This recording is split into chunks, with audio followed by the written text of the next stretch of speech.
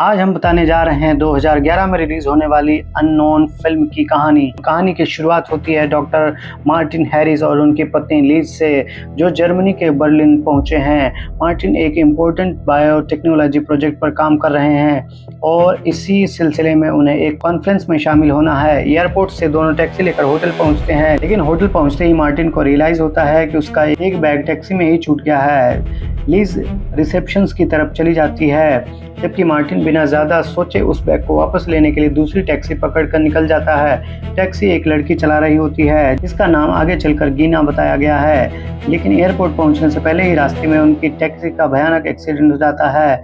गाड़ी पानी में जा गिरती है, मार्टिन बेहोश हो जाता है, लेकिन गीना किसी तरह उसे बाहर निकालकर उसकी जान बचा लेती है। थोड़ी देर बाद मेडिकल टीम मार्टिन को हॉस्पिटल पहुंचाती है और यहीं से मार्टिन की ज़िंदगी पूरी तरह बदल जाती है। 4 दिन बाद मार्टिन को होश आता है। डॉक्टर उसे बताते हैं कि वो कई दिनों से कोमा में था और एक्सीडेंट के बाद उसे यहाँ लाया गया था, लेकिन मार्टिन को सबसे ज़्यादा चिंता अपनी पत्नी लीज की होती है। वो तुरंत पूछता है, मेरी वाइफ कहाँ है? डॉक्टर कहते हैं कि उन्हें तो ये तक पता नहीं था कि मार्टिन की कोई वाइफ है। एक्सीडेंट के बाद उसके पास कोई प्रॉपर आईडी भी नहीं मिली थी और इन 4 दिनों में उसे कोई ढूंढने भी नहीं आया।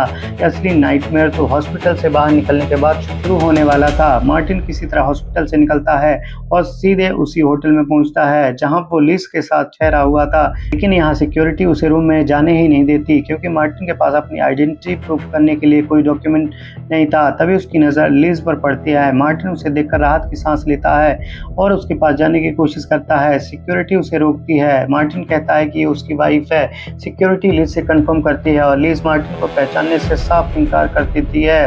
मार्टिन को लगता है कि शायद लीज एक्सीडेंट की वजह से कंफ्यूज हो रही है, लेकिन तभी सीन में एक दूसरा आदमी आता है और वो खुद को डॉक्टर मार्टिन हैरिस बताता है। और सबसे शॉकिंग बात यह है कि लीज उसी आदमी को अपना हस्बैंड मानती है। अब मार्टिन पूरी तरह टूट जाता है। उसके सामने उसकी वाइफ है, उसका नाम इस्तेमाल करने वाला एक दूसरा आदमी है और खुद मार्टिन के पास अपनी आइडेंटिटी प्रूफ करने के लिए कुछ भी नहीं है। सिक्योरिटी भी उस दूसरे आदमी के डॉक्यूमेंट्स चेक करती है और उसके पास मार्टिन हैरिस की आइडेंटिटी मौजूद होती है। यहाँ तक कि उसके पास लीज के साथ फोटोज भी हैं, यानी बाहर से देखने पर पूरा एविडेंस उसी दूसरे आदमी के पक्ष में है और असली मार्टिन वो अब खुद ही सस्पिशियस दिखाई देने लगता है। मार्टिन किसी तरह एम्बेसी से हेल्प लेने की कोशिश करता है, लेकिन उसे बताया जाता है कि एम्बेसी कुछ दिनों के लिए बंद है। वो हेल्पलेस होकर होटल के बाहर से लीज को देखता है और सबसे पेनफुल चीज़ ये होती है कि लीज उस दूसरे मार्टिन के साथ बिल्कुल नॉर्मल और खुश नजर आती है। मार्टिन अपने एक पुराने कलीग को कांटेक्ट करने की कोशिश करता है, लेकिन कॉल कनेक्ट नहीं होता है। इसी दौरान उसे महसूस होता है कि कोई उसका पीछा कर रहा है।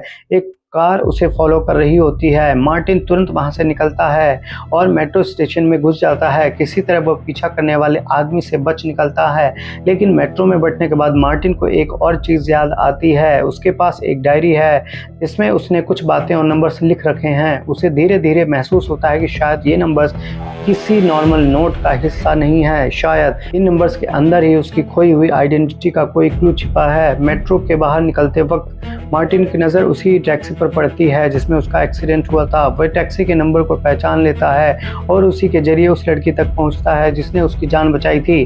उस लड़की का नाम है गीना। मार्टिन गीना से पूछता है कि एक्सीडेंट वाले दिन उसने उसे कहाँ से पिक किया था और वो कहाँ जा रहा था, लेकिन गीना साफ कह देती है कि वो इस मामले में नहीं पढ़ना चाहती।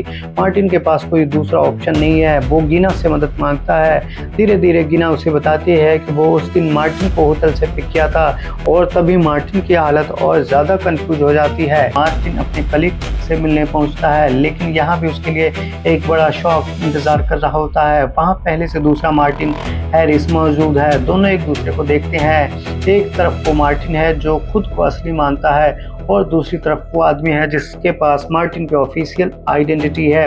दोनों अपने बारे में प्रोफेसर को बताते हैं। प्रॉब्लम ये है कि दोनों को वही बातें पता है। प्रोफेसर खुद कंफ्यूज हो जाता है कि आखिर असली मार्टिन कौन है, लेकिन फिर दूसरा मार्टिन अपना ड्राइविंग लाइसेंस निकालता है और लीज के साथ अपनी तस्वीर भी दिखाता है। अब सिचुएशन पूरी तरह उसके फेवर में चली जाती है। असली मार्टिन को एक बार फिर हॉस्पिटल भेज दिया जाता है और यही मार्टिन खुद भी सोचने लगती है, कहीं सच में एक्सीडेंट ने मेरी मेमोरी के साथ कुछ ऐसा तो नहीं कर दिया कि मैं चीज़ों को गलत समझ रहा हूँ। लेकिन तभी हॉस्पिटल में एक नर्स उसकी हालत देखकर उसके एक आदमी का नाम और एड्रेस देती है। वो कहती है अगर मार्टिन को सच में जानना है तो इस आदमी से मिलना चाहिए। मार्टिन के पास अब यही आखिरी उम्मीद बची है, लेकिन उससे पहले वही मिस्टीरियस आदमी हॉस्पिटल में पहुंच जाता है। वो डॉक्टर बनकर मार्टिन के पास आता है और उसकी ग्लूकोज बोतल में कुछ मिलाने की कोशिश करता है। यानी अब ये साफ हो जाता है कि मामला सिर्फ आइडेंटिटी का नहीं है। कोई मार्टिन को मारना भी चाहता है। नर्स उसे रोकने की कोशिश करती है, लेकिन वह आदमी नर्स पर हमला कर देता है। मार्टिन किसी तरह वहां से एस्केप कर जाता है। नर्स द्वारा दिए गए एड्रेस पर पहुंचता है। यहाँ उसकी मुलाकात होती है युर्गन से। युर्गन मार्टिन की कहानी सुनता है और उसकी बात पर विश्वास करता है, लेकिन युर्गन एक इम्पोर्टेंट सवाल पूछता है, अगर कोई तुम्हारी जगह लेना चाहता है तो आखिर क्यों? मार्टिन के पास इसका जवाब नहीं है, लेकिन वो अपनी डायरी युर्गन को दिखाता है। डायरी में मार्टिन ने अपनी याददाश्त से जुड़ी कई बातें लिख रखी हैं और उनके बीच कुछ स्ट्रेंज नंबर्स भी लिखे होते हैं। युर्गन उन नंबर्स को देखकर समझने की कोशिश करता है कि आखिर इनका मतलब क्या है। मार्टिन को खुद भी नहीं पता कि ये नंबर्स क्यों लिखे गए हैं। आखिर मार्टिन हैरिस असल में है कौन? मार्टिन अब पूरी तरह अकेला पड़ चुका है, लेकिन मार्टिन के पास अब एक उम्मीद है, गीना, वही लड़की जिसने एक्सीडेंट के बाद उसकी जान बचाई थी। मार्टिन दोबारा गीना के पास पहुंचता है और उससे कहता है कि उसे उसकी मदद चाहिए, लेकिन गीना अभी भी इस पूरे मामले से दूर रहना चाहती है। मार्टिन उसे समझाता है कि अगर गीना ने उस रात एक्सीडेंट के बाद नहीं बचाया होता तो शायद आज वो जिंदा ही नहीं होता। धीरे धीरे गीना को एहसास होता है कि मार्टिन की कहानी में कुछ तो ऐसा है जो नॉर्मल नहीं है। आखिरकार गीना उसकी मदद करने के लिए तैयार हो जाती है। इसी बीच मार्टिन की अपनी डायरी में लिखे नंबर्स याद आते हैं। मार्टिन और गीना जब उन क्लूज को जोड़ने की कोशिश करते हैं तो उन्हें पता चलता है कि मार्टिन जिस प्रोजेक्ट पर काम कर रहा था उसके पीछे काफी बड़ा खेल चल रहा है। उसे समझ आने लगता है कि जिस आदमी को वो अपना दुश्मन समझ रहा था वो अकेला नहीं है। पूरी साजिश कई लोगों ने मिलकर तैयार की थी। उसकी पत्नी लीज को भी इस पूरी प्लानिंग का हिस्सा बनाया गया था, ताकि एक्सीडेंट के बाद जब मार्टिन वापस आए तो कोई भी उसकी बात पर विश्वास ना करे। अब मार्टिन और गीना उस मिस्ट्री की तह तक पहुंचते हैं। इस दौरान मार्टिन अपने पुराने कॉन्टेक्ट्स और सीक्रेट प्रोजेक्ट से जुड़े लोगों तक पहुंचने की कोशिश करता है। उसे पता चलता है कि जिस आदमी ने उसकी आइडेंटिटी ली है उसने मार्टिन की ज़िंदगी को इतनी बारीकी से स्टडी किया है कि वो उसके बारे में लगभग हर सवाल का जवाब दे सकता है। लेकिन मार्टिन के पास भी एक चीज़ है जो उस नकली मार्टिन के पास नहीं है, उसकी अगली मेमोरीज। मार्टिन और गीना अब उस आदमी तक पहुंचते हैं जो इस पूरी कहानी के पीछे है। इसके बाद एक डेंजरस कन्फ्रंटेशन शुरू होता है। आखिरकार सच्चाई सामने आने लगती है। अब उनके पास वो सबूत भी होते हैं जिनकी उसे शुरुआत से ज़रूरत थी, और दूसरी तरफ वो आदमी जो खुद को मार्टिन हैरिस बता रहा था उसकी असलियत सामने आ जाती है। लेकिन कहानी का सबसे इंटरेस्टिंग हिस्सा अभी लिज को लेकर बचा हुआ था। धीरे धीरे मार्टिन को पता चलता है कि लिज भी इस पूरी सिचुएशन के बारे में उतना ही जानती है जितना वो सोच रहा था।